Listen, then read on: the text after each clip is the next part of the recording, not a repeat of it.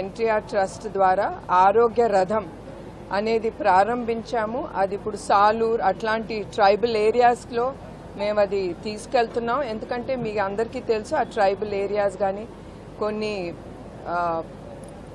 చోట్లలో గిరిజన సెంటర్లో ఆ వైద్య సదుపాయాలు దొరకవు, డాక్టర్లు గారు ఉండరు. ఈ బస్సు మేము ఒక సిస్టమ్ అనేది మేము పెట్టాము.